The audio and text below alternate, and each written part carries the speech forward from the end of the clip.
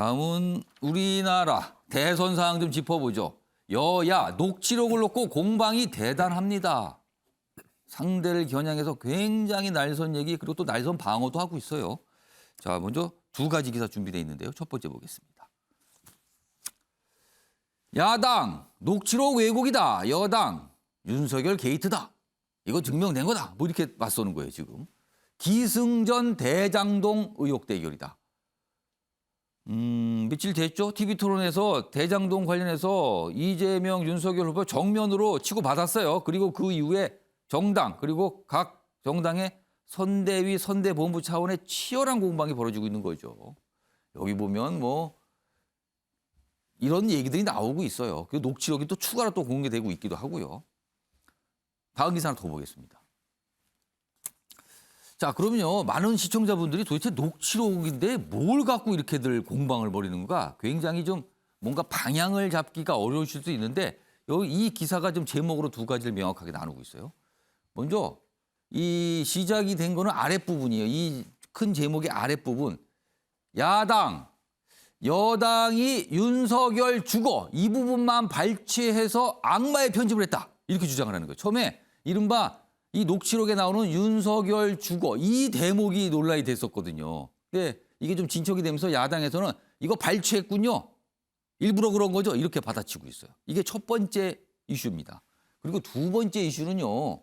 조금 시간이 지난 뒤에 나온 거거든요. 여당은 녹취록 속에 이재명 게이트라는 대목이 나와요. 근데 이거는 무슨 게이트니까 무슨 스캔들 이게 아니라 이재명이 지킨다는 뜻이다. 뭐 이렇게 또 해석을 해갖고 어제 또 논란이 됐었는데 그러니까 두 가지죠.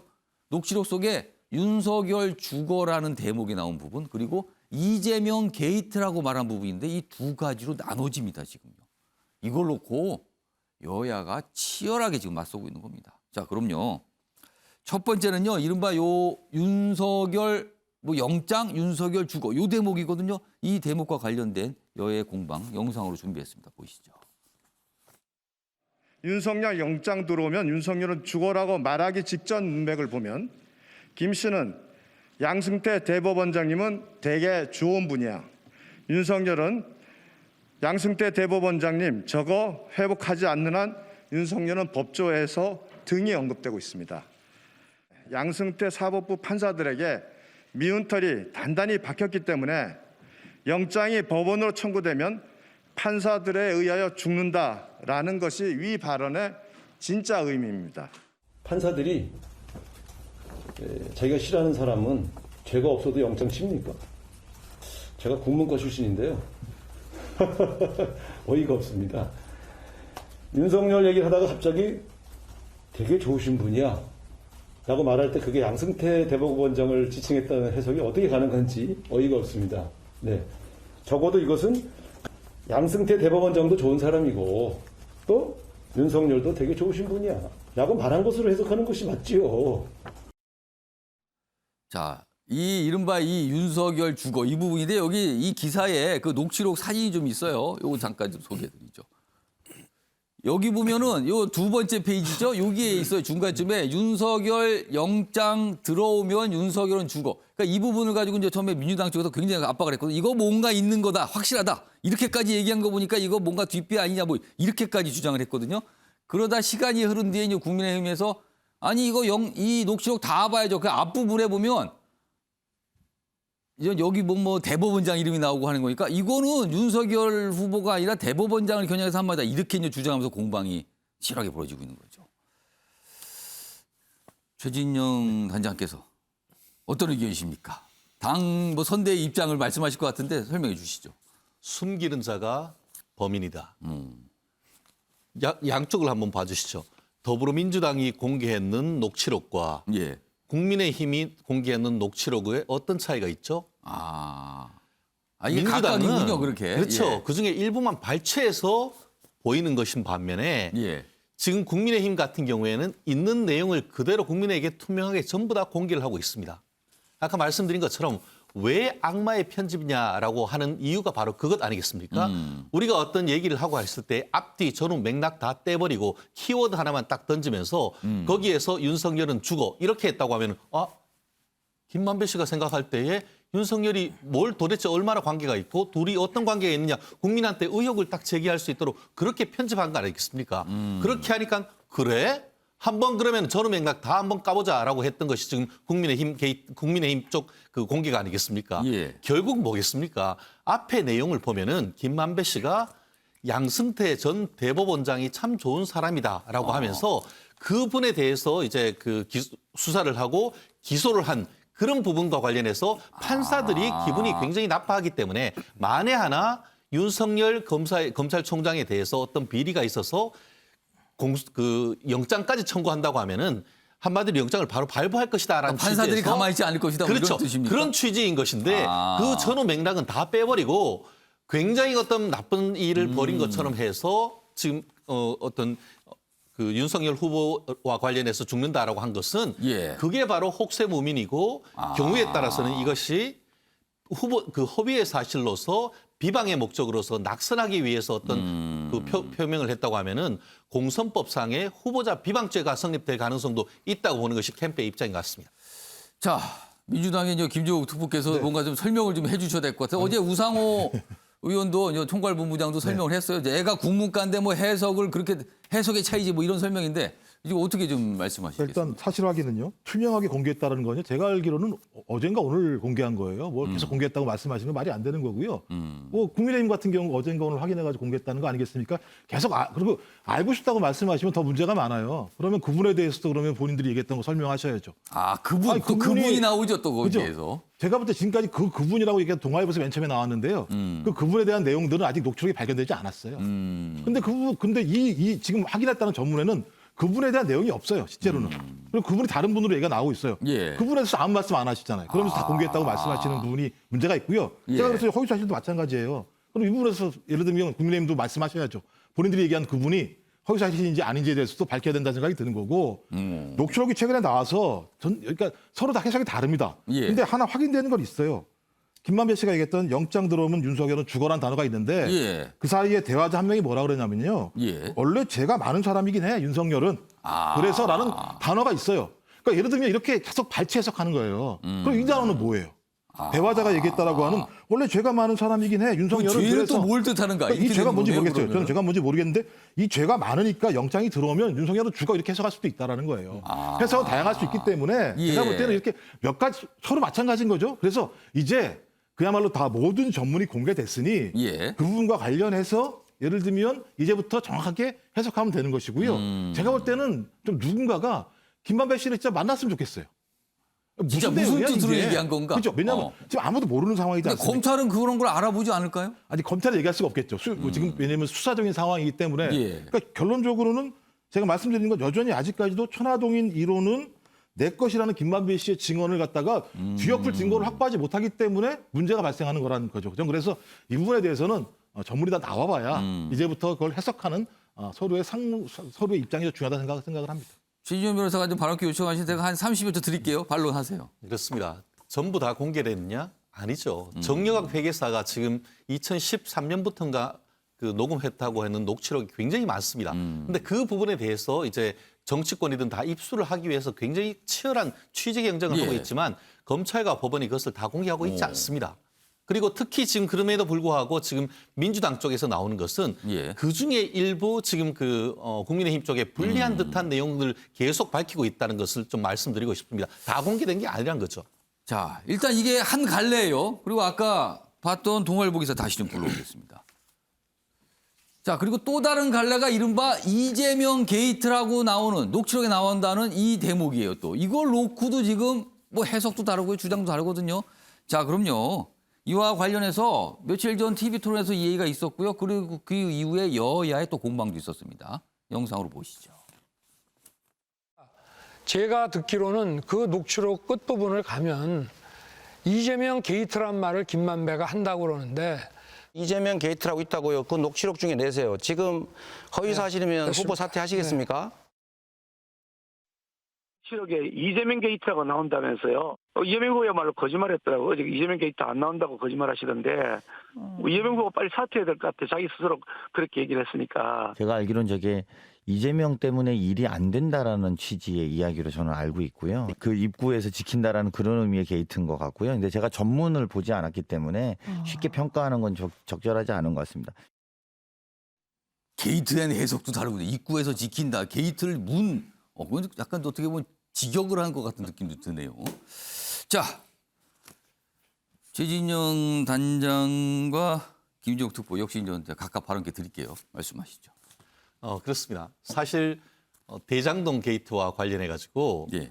지금 민주당 같은 경우에는 이것이 이른바 국민의힘 게이트다라고 얘기했지 않습니까? 그런데 민주당의 강훈식 지금 그 의원 얘기라 따른다고 한다고 하면은 결국 이 대장동 사건을 국민의힘이 막았다라는 그런 얘기가 되는 것 아니겠습니까? 그렇기 때문에 정말 좀 전에 뭐 우상 의원 같은 경우 본인이 뭐 유명대학교 국문과 나왔다고 국문과다. 하는데 예. 지금 이 부분에 대해서 지금 우리 그 국민의힘의 대표 같은 경우에는 뭐라고 하고 있습니까? 도대체 이게 초등학교 수준도 아니고 이게 그 공직자 되려고 하면 기초적인 어떤 역량에 대한 테스트까지 좀 하라 이런 식으로 지금 비판을 하고 있는데요. 일반적으로 우리 게이트가 왜 나왔죠? 이른바 워터게이트 사건, 미국에서 이제 닉슨 대통령을 그렇죠. 하야하게 했는 정치권의 비리를 얘기하는 것 아니겠습니까? 무슨 게이트하면 통상 뭐 그렇죠. 스캔들 의혹 뭐 이렇게 그런 얘기하죠. 것인데 그것이 어떤 이재명 게이트가 분명히 왜 그게 있다라고 얘기하니까 결국은 그 TV 토론에서 지금 이재명 후보가 굉장히 당황했던 그런 부분에 있어서 어떻게든 그거를 커버하는 과정에서 국민을 너무 폄하하는 이 부분에 있어가지고는 정말 많은 국민들이 누구 말이 맞는지는 아주 쉽게 판단할 수 있을 것 같습니다. 자, 김정욱 특보 이재명 게이트라는 그 녹취록의 그 대목 이거 어떻게 된 겁니까? 아니 이제 그 전에요. 녹취록 관련해서 무슨 초등학교 이런 말씀하시는데 제가 방금 전에 말씀드렸잖아요. 이 녹취록이 보면 원래 죄가 많은 사람이긴 해라는 단어가 있다라고요. 그러니까 계속 예를 들면 서로가 보고 싶은 것만 보는 거예요. 제가 볼 때. 그러니까 제가 볼 때 이렇게 뭐 초등학교는 이런 말씀 하시지 않으셨으면 좋겠어요. 예. 다들 제가 알기로는 다 고등교육 받으신 분들인데 서로에게 이렇게 말씀하시는 건 좀 타당하지 않다는 생각이 드는 거고요. 말씀드리는 건 뭐냐면 지금 여기서 얘기하는 이재명 게이트라고 얘기하는 것과 국민의힘이 주장했던 이재명 게이트는 다르다고 말씀을 드리는 거예요. 이재명 게이트라고 하는 게 뭐겠습니까? 대장동 관련해서 이재명 후보가 이 기획을 짜가지고 소수에게 엄청난 걸 이익을 줬다라는 게 이재명 게이트 아니겠어요? 국민의힘이 주장했던. 예. 근데 여기 나온 내용은 뭐냐면 그 내용이 아니라 제가 녹취록을 살짝 보니까 중간에 한 칸 띄어져 있고요. 그냥 뭐뭐 했으니까 망정이지 이재명 게이트 때문에 이거밖에 없어요. 실제적으로는요. 제가 볼 때 이거 잘 모르겠어요. 제가 그래서 이 부분은 무슨 뜻인지 잘 모르겠다는 김만배 건데? 씨한테 물어봐야 되는데 제가 그 시점을 추정하면 이게 제가 알기로는 2020년 10월 26일 날 발언한 걸로 돼 있어요. 그럼 대장동 의혹이 불거지기 전이네요. 한참 전이죠. 예. 근데 이때 무슨 일이 있었냐면은 2020년 그러니까 10월 26일 10일 전에 예. 파기환송심에서 무죄 판결이 나요. 그러니까 무죄 판결이 뭐냐면 야당이 고소고발했던 선고 과정에서 5,500억 대장동 이익 환수했다라고 하는 것이 허위사실이라고 제기한 내용으로 제가 알고 있어요. 이게 나중에 무죄가 난 건데 그다음에 10월 23일 날 3일 전이죠. 바로 예. 3일 전에 성남지청이 재산고를 포기를 해요. 그러니까 이 시점으로 보게 되면 이 부분을 갖다가 이재명 게이트라고 설명한 것 같다라고 해석을 하는 거예요. 다른 게 아니라. 그러니까 이게 또 해석의 여지가 그러니까 뭐가 녹취록 대화한 걸 적었는데 이게 명확하지가 않죠. 그러니까 전후 맥락을 다 들으면 알겠는데 아직 그렇지 않은 상황에서 뭐가 조금씩 나오는데 왠지 검찰은 알고 있을 것 같은데 저걸 확보한 게 검찰 아닙니까? 그리고 말하신 분은 지금 신병 확보도 했잖아요. 지금 검찰이 뭔가 알고 있을 것 같은데 지금 정치권은 뭐 그건 알도리는 없고 서로 공방을 이렇게 하고 있는 상황입니다. 두 가지 갈래로 치열하게 공방이 벌어지고 있어요. 지금요. 자, 그런데요. 이렇게 공방 굉장히 날이 서 있거든요. 그리고 지금 다른 거 가지고도 많은데 이게요. 단순히 국회나 정치권 또는 뭐 언론 요 정도로 끝나지 않고요. 이제 길거리에서 보게 될 것 같기도 합니다. 왜 그런가 하면요. 일단 만평 좀 하나 보시죠. 이게 TV 토론을 뭐 했는데 제목이 이래요. 왜 부끄러움은 국민 몫인가? 그러니까 TV 토론을 봤는데 그 후보들이 하는 모습과 뱉어낸 말에 지켜보는 시청자인 국민들이 그냥 뭔가 다 뒤집어 썼다는 거예요. 지금 뭔가 날라와서. 그래서 이렇게 떠나게 되는 거 아니냐. 혐오감 이런 것만 생긴 거 아니냐. 이렇게 좀 묘사하고 있고요. 다음 기사도 하나 더 보겠습니다. 이겁니다. 소가죽도 초밥도 네거티브 현수막 다 풀어준 선거관리위원회. 이게 무슨 소릴까요? 여당이 소가죽을 벗기는 세력들. 야당은 초밥 10인분 누가 먹었나. 뭐 이런 거 현수막에 쓰겠다고 신청을 한 거예요. 선관위한테 이거 유권 해석해서 달라고. 그랬더니 선관위가 된다고 한 겁니다. 된다고. 표현의 자유 보장한다면서 허용했어요. 근데 작년 보궐선거 때는 뭐 내로나 뭐 이런 것도 못 쓰게 했거든요. 근데 갑자기 관대해졌어요. 선관위 고무줄자 때에 비판도 나오는데 알고 보면 이런저런 말 지금 치열한데 듣기 싫어서 그냥 다 풀어준 거 아니냐. 이건 길거리에서 다 보실 거예요. 여기 보면 어떤 신청이 있었는데 그러냐면요. 이런 겁니다. 민주당에서는요.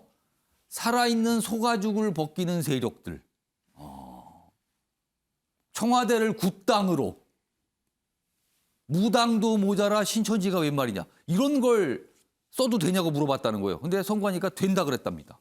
그리고요. 국민의힘에서는요. 법카로 산 초밥 10인분. 소고기는 누가 먹었나. 정과 사범. 쌍욕 불문. 이게 뭐 입에 담기도 힘든데 현수막에 이제 쓴답니다. 이거를. 된다고 했답니다. 조대진 변호사. 네. 이거 작년에는 굉장히 엄격했는데 올해는 너무 관대해진 거 아닙니까 이거? 어떻게 좀 보세요 이거? 뭐 사실상 이 정도 표현들이 뭐 그 허락되리라고는 생각을 안 했는데요. 예. 이 정도면 뭐 선관위가 손을 놨다라고 봐도 뭐 무방할 것 근데 같습니다. 그런 현수막이 길에 막 걸리는 거예요 이제는. 걸릴 네, 수 있습니다 지금요. 지난해 그 보궐선거에서는 4월 6일 보궐선거에서는 되게 예민하게 이렇게 개입을 했었던 예. 부분들이 있거든요. 개입이라기보다는 이제 이 부분들을 이렇게 체크를 하고 이제 허락을 안 해줬던 부분들이 있었는데 지금은 양쪽에서 요구를 하는 부분들을 전부 다 허락해줘서 사실상 국민들이 보기에도 이런 표현까지 가능하냐 이런 생각이 드는 문구까지도 지금 다 허락이 되어 있는 아니 상태입니다. 유권자분들 그거를 따라 읽기가 민망할 상황이 될 수도 있어요. 네, 그 그렇습니다. 수준이 지금. 그래서 오히려 이제 애들이 저거 보고 물어볼까 봐 그게 걱정이 되는 수준이 아이들이 엄마 아빠 이거 무슨 뜻이에요? 네, 그럴까 봐 되게 걱정이 되는 수준이기도 하고요. 예. 이제 물론 이제 선관위가 이제 다들 아시다시피 지금 박빙의 지금 그 지지율 차이가 있고 예. 그리고 어설프게 한쪽만 뭐 허락을 해주고 뭐 또 부인을 할 경우에 예. 선거 개입했다라는 또 오해를 받을 수가 있기 때문에 그런 부분들에 뭐 생각을 하는 부분들은 좀 있는 것 같습니다. 예. 근데 하지만 이제 어느 기관보다 이제 선관위는 중립적이고 객관적이어야 되는데 예. 지금 선관위가 하는 행위를 보면 그 어느 기관보다 정치적인 판단을 하고 있지 않나 이런 생각을 하고 있어서 예. 지금은 손을 놓기보다는 예. 손을 놔서는 안 되고 오히려 더 세밀한 그 접근을 통해서 이게 좀 걸러내야 되는데 그런 노력이 필요하지 않나 이렇게 그러면 생각이 조대인 듭니다. 변호사는 아까 같은 그런 표현의 현수막 신청한 거 이거는 써서는 안 된다고 판단했어야 된다고 보시는 거예요? 그러니까 전부 다 차라리 금지를 하는 게 낫지. 이거를 전부 다 그냥 다 해서 그냥 다 같이 한번 싸워봐라 이렇게 놔주는 거는 이게 뭐 물론 이제 표현의 자유의 측면도 있지만 예. 더 선거를 혼탁하게 만들고 국민의 판단을 더 헷갈리게 만드는 그런 예. 상황을 만드는 걸로 보여집니다. 네. 일단 여기 아까 소개했던 거 다시 보죠. 이게 양 정당이 선관위의 유권 해석 요청한 현수막 피켓 시안의 내용들이에요. 일단 알려지기는 이런 거 다 웬만하면 다 허용이 된 걸로 지금 알려지고 있거든요. 물론 또 세부적으로 차이가 있을 수 있습니다만 좀 더 알아보게 되면 일단 이런 신청이 들어갔고요. 선관위가 웬만하면 된다라고 얘기를 했다는 거예요. 이 아래 보면 선관위의 설명이 좀 있어요. 선관위 측의 설명인데 왜 그렇게 허용을 했습니까에 대한 답변이죠. 여기 있습니다. 작년 보궐선거와는 달리 이번 대선에선 후보자가 특정되는 표현만 제한. 그러니까 누구라고 콕 집은 거는 안 되지만 정치적 표현의 자유를 최대한 폭넓게 보장하는 방향으로 내부 지침을 바꿨다는 거예요. 뭔가 지침이 달라졌다는 뜻이죠. 그런데요. 정치권 관계자는 이렇게 얘기합니다. 이게 말이 좋아 정치적 표현의 자유 보장이지 당신들끼리 원하는 만큼 싸워보란 얘기 아닙니까? 또 이렇게 또 지적도 나오고 있습니다. 이종근 평론가 어떻게 보셨어요? 일단 선관위가 역대 예. 어느 정부의 그 선관위보다 지금 정치적인 어떤 논쟁에 휘말려 있습니다. 4.15 총선 때도 그렇고 4.7 재보궐 때도 그렇고 계속 공방이 벌어질 수밖에 없는데 예. 공정성과 일관성이 지금 훼손되고 있다라는 게 가장 큰 문제예요. 물론 선관위 고민이 표현의 자유를 마음껏 하게 해서 이 유권자로 하여금 판단의 어떤 그런 근거가 되는 것들을 보다 더 많이 이렇게 그 정보를 공유하게 하는 것 이게 가장 중요하겠지만 더 중요한 건 공정한 그런 룰을 만들게 하고 그 룰에 따르게 하는 것이거든요. 예. 문제는 이겁니다. 지금 선관위가 홍보 독려 캠페인을 벌여요. 선관위의 업무 중에 하나예요. 예. 그런데 이렇게 과도한 비방전으로 선관위가 만들어 놓으면 예. 그 유권자들은 정치 혐오 때문에 투표율이 낮아질 수밖에 없어요. 그러면 이중적이잖아요. 투표 독려하면서 과도한 비방전을 이렇게 방치해서 이 정치 혐오를 일으키게 만드는 기관이 돼버려요. 그러니까 가장 중요한 건 이거 정치적 표현이 중요한 게 아니라 예. 일관성이 중요해요. 지금까지 이렇게 해왔느냐? 아니에요. 지금까지 선거에서 후보자 특정을 이름만이 아니라 예. 이 특정할 수 있는 여러 가지의 근거를 대서 과도하게 흐르지 않게 했는데 지금 갑작스럽게 예. 많은 비난이 쏟아지자 다 풀어주고 당신들이 알아서 판단해. 이렇게 해버리면 앞으로의 선거 때마다 이것은 계속 논쟁이 될 거예요. 이것이 이런 표현이 과연 특정한 예. 건가 아닌 건가 이렇게 모호하게 만들어 놓고 나중에 자기들이 책임을 지지 않겠다고 한다면 선관위의 존재 근거조차도 지금 흔들린다는 거죠. 여기 다시 좀 보시죠. 이게 정말 이게 이렇게 써 있으면 이게 어떻게 되는 거죠? 그러니까 이 표현 신청이 됐는데 이 중에서 일부는 이미 전 허용이 됐고요. 그리고 몇 가지 나머지 것들은 지금 선관위가 고민하고 있는데 허용하는 방향으로 잡았다. 뭐 이렇게 알려지고 있다는 거예요, 지금요. 이거를 보게 되는 겁니까, 길에서? 예, 최인현. 그렇습니다. 이거는 그 법률적인 문제인데요. 예. 실제로 이것은 공선법상의 이른바 후보자 비방죄에 해당할 수도 있는 것입니다.